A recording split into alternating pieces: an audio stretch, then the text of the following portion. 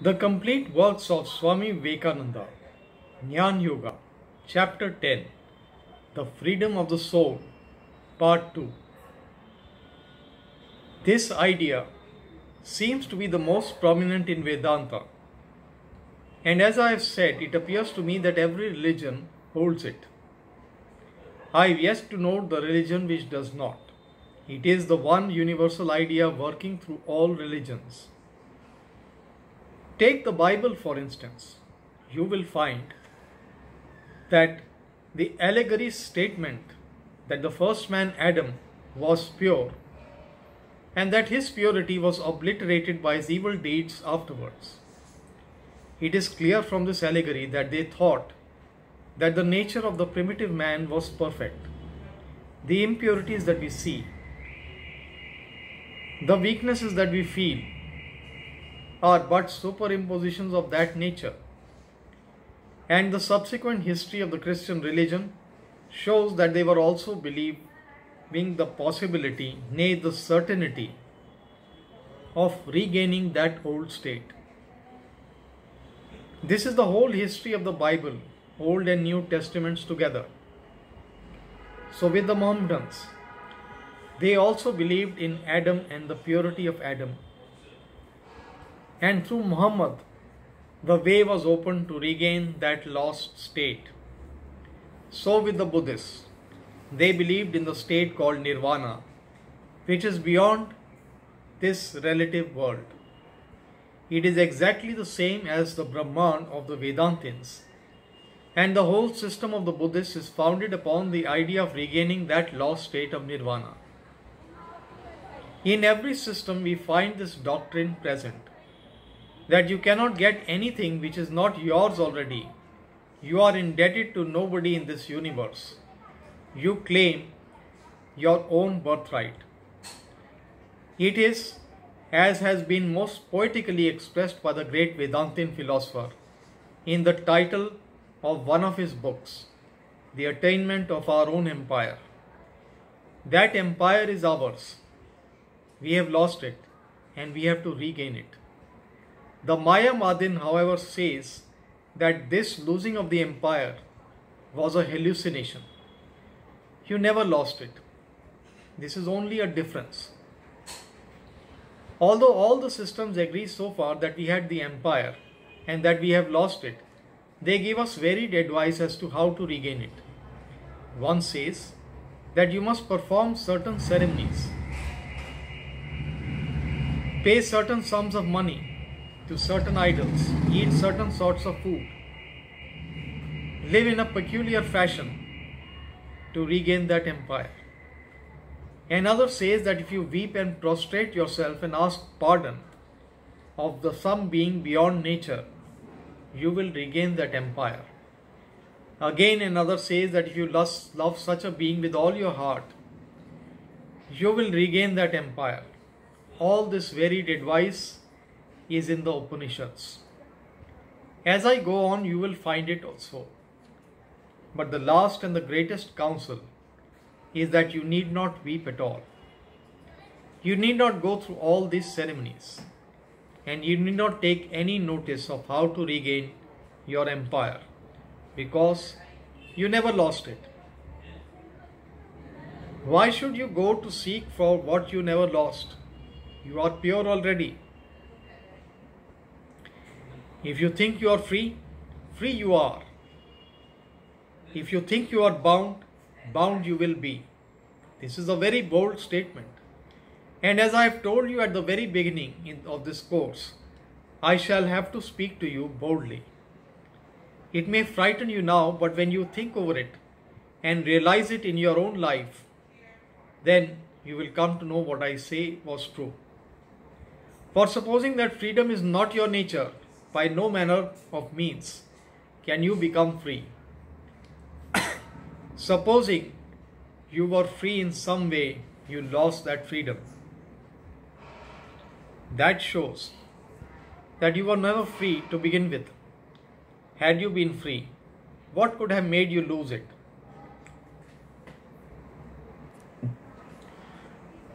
Had you been free, what could have made you lose it? The independent can never be dependent.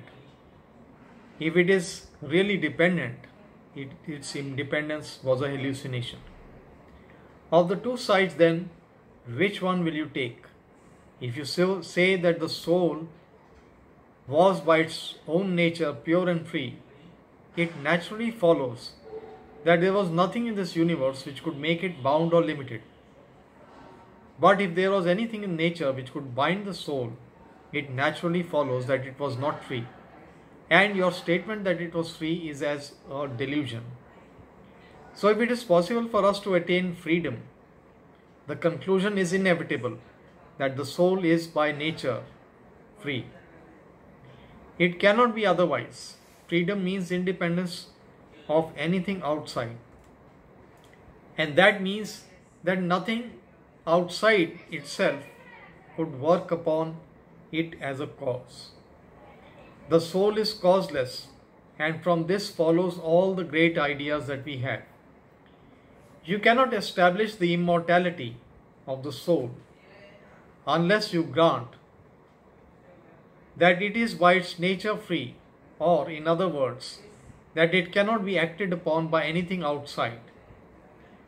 For death is an effect produced by something, some outside cause. I drink poison and I die, thus showing that my body can be acted upon by something outside that is called poison. But if it be true that the soul is free, it naturally follows that nothing can affect it, and it can never die. Freedom, immortality, blessedness, all depend upon the soul being beyond the law of causation, beyond this Maya. Of these two, which one will you take? Either make the first a delusion and make the second, or make the second a delusion. Certainly I will make the second a delusion. It is more consonant with all my feelings and aspirations. I am perfectly aware that I am free by nature, and I will not admit that this bondage is true and my freedom is a delusion. This discussion goes on in all philosophies, in some form or the other. Even in the most modern philosophies, you will find the same discussion arising. There are two parties. One says that there is no soul, that the idea of soul is a delusion produced by the repeated transit of particles of matter, bringing about the combination which you call the body or brain, that the impression of freedom is the result of the vibrations and the motions and continuous transit of these particles. There were Buddhist sects who held the same view and illustrated it by this example. If young take a torch and whirl it round rapidly, there will be a circle of light. That circle does not really exist, because a torch is changing place every moment. We are but bundle of little particles, which in their rapid whirling process produces the delusion of a permanent soul. The other party states that in the rapid succession of thought, matter occurs as a delusion and does not really exist. So we see on one side claiming that spirit is a delusion, and the other that matter is a delusion. Which side will you take? Of course, we will take the spirit and deny matter. The arguments are similar for both. Only on the spirit side, the argument is a little stronger. For nobody has ever seen what matter is. We can only feel ourselves. I never knew a man who could feel matter outside of himself. Nobody was ever able to jump outside of himself. Therefore, the argument is a little stronger on the side of the spirit. Secondly, the spirit theory explains the universe, while materialism does not. Hence, the materialistic explanation is illogical. If you boil down all the philosophies and analyze them, you will find that they are reduced to one or the other of these two positions. So here too, in a more intricate form, in a more philosophical form, we find the same question about natural purity and freedom. One side says that the first is a delusion and the other that the second is a delusion. And of course we side with the second in believing that our bondage is a delusion.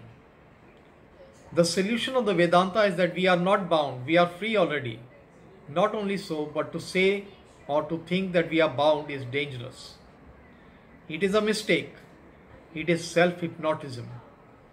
As soon as you say, I am bound, I am weak, I am helpless, woe unto you. You rivet one more chain upon yourself. Do not say it. Do not think it.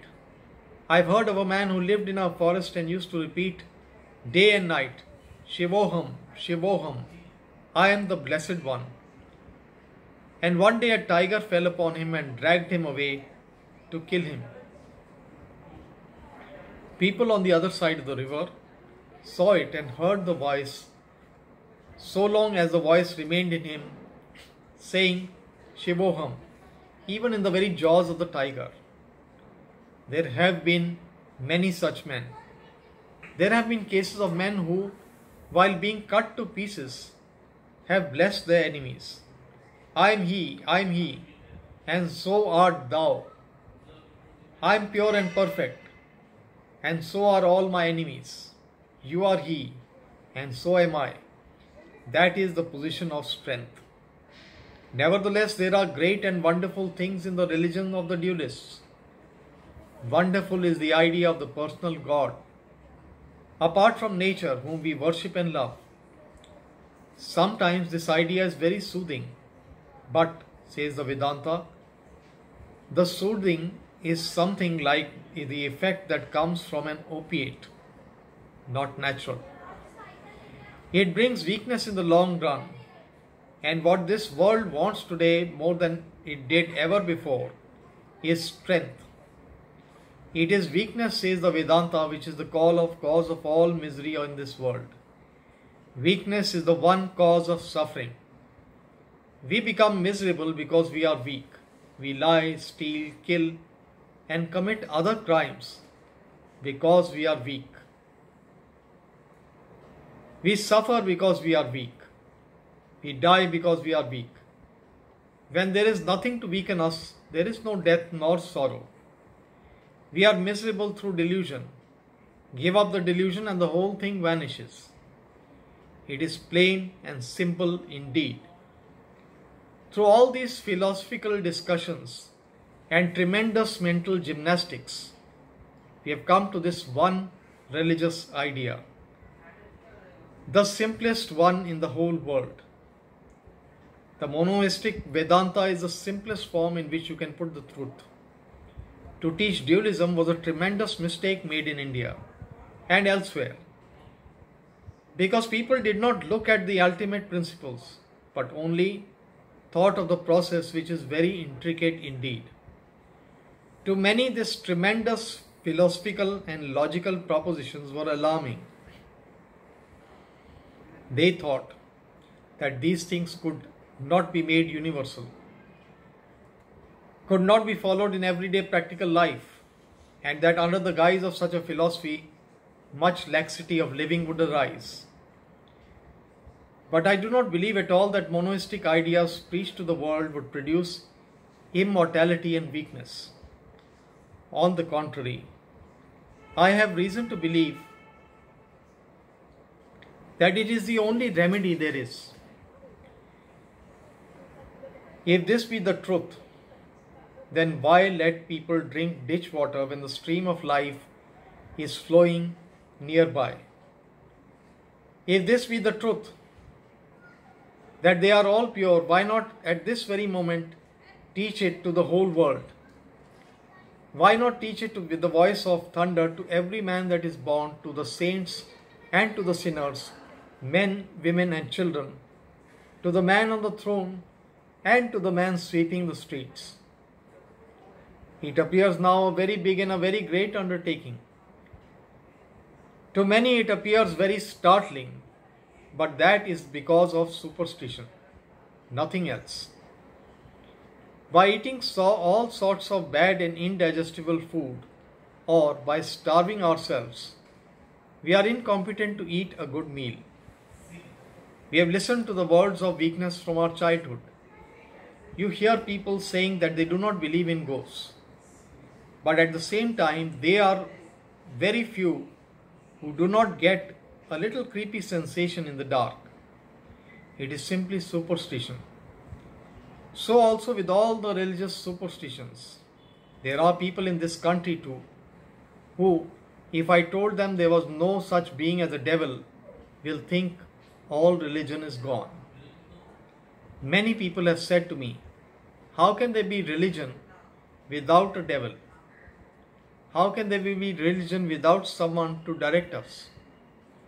How can we live without being ruled by somebody? We like to be so treated because we have become used to it. We are not happy until we feel that we have been reprimanded by somebody every day. The same superstition. But however terrible it may seem now, the time will come when we shall look back, each one of us, and smile at every one of those superstitions which covered the pure and eternal soul, and repeat with gladness, with truth and with strength, I am free and was free and always will be free. This monoistic idea will come out of the Vedanta, and it is the one idea that deserves to live. The scriptures may perish tomorrow.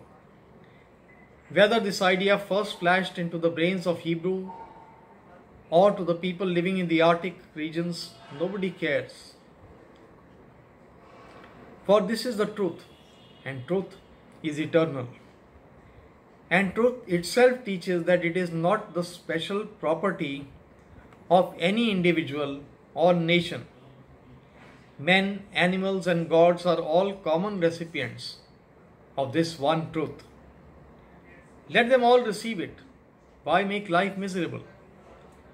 Why let people fall into all sorts of superstitions? Why let people fall into all sorts of superstitions? Because I will give 10,000 lives if 20 of them will give up their superstition. Not only in this country, but in the land of its very birth. If you tell people this truth, they are frightened. They say the idea is for the sannyasins who give up the world and live in forests. For them it is all right. But for us poor householders, you must have some sort of fear. We must have ceremonies and so on. Dualistic ideas have ruled the world long enough, and this is the result. Why not make a new experiment? It may take ages for all minds to receive monoism, but why not begin it now? If we have told it to 20 persons in our lives, we have done really great work. There is one idea which often militates against it. It is this. It is all very well to say, I am pure and the blessed, but it cannot show it always in my life. That is true. The ideal is always very hard. Every child that is born sees the sky overhead very far away. But is that any reason why we should not look towards the sky? Would it mend matters to go towards superstition? If we cannot get nectar, would it mend matters for us to drink poison? Would it be any help for us, because we cannot realize the truth immediately, to go into darkness and yield to weakness and superstition? I have no objection to dualism in many of its forms. I like most of them. But I have objections to every form of teaching which inculcates weakness. This is the one question I have put to every man, woman, or child when they are in physical, mental, or spiritual training. Are you strong? Do you feel strength? For I know it is truth alone that gives you strength. I know that truth alone gives life, and nothing but going towards reality will make us strong. and none will reach the truth until he is strong. Every system, therefore, which weakens the mind, makes one superstitious, makes one mope, makes one desire all sorts of wild impossibilities, mysteries and superstitions I do not like, because it is in effect dangerous. Such systems never bring any good. Such systems create morbidity in the mind, make it weak, so weak that in the course of time it will become almost impossible to receive the truth or live up to it. Strength, therefore, is the one thing needful. Strength is the medicine for the world's disease. Strength is the medicine which the poor must have when they are tyrannized over by the rich. Strength is the medicine that the ignorant must have when oppressed by the learned. And it is a medicine that sinners must have when tyrannized by other sinners. And nothing gives such strength as this idea of monoism. Nothing makes us so moral as this idea of monoism. Nothing makes us work so well at our best and our highest as when all our responsibility is thrown upon ourselves. I challenge every one of you. How will you behave if I put a little baby in your hands? Your whole life will be changed for that moment. Whatever you may be, you must become selfless for the time being. You will give up all your criminal ideas as soon as the responsibility is thrown upon you. Your whole character will change. So if the whole responsibility is thrown upon our own shoulders, we shall be at our highest and best. When we have nobody to grope towards, no devil to lay the blame upon, no personal God to carry our burdens, when we are alone responsible, then we shall rise to our highest and best. I am responsible for my own fate. I am the bringer of good fortune. I am bringer of the good unto myself. I am the bringer of the evil. I am the pure and blessed one. We must reject all thoughts that assert to the contrary. I am neither death nor fear. I am neither caste nor creed. I am neither father nor mother nor brother nor friend nor foe. For I am existence, knowledge, and absolute bliss. I am the blissful one. I am the blissful one. I am not bound either by virtue or vice, by happiness or misery. Pilgrimages and books and ceremonials can never bind me. I am neither hunger nor thirst. The body is not mine, nor I am subject to the superstitions and decay that come to the body. I am existence, knowledge, and bliss absolute. I am the blissful one. I am the blissful one. This, says the Vedanta, is the only prayer that we should have. This is the only way to reach the goal, to tell ourselves and to tell everybody else that we are divine. And as we go on repeating this, strength comes. He who falters at first will get stronger and stronger, and the voice will increase in volume until the truth takes possession of our hearts and courses through our veins and permeates our bodies. Delusion will vanish as the light becomes more and more effulgent. Load after load of ignorance will vanish, and then will come a time when all else has disappeared and the sun alone shines.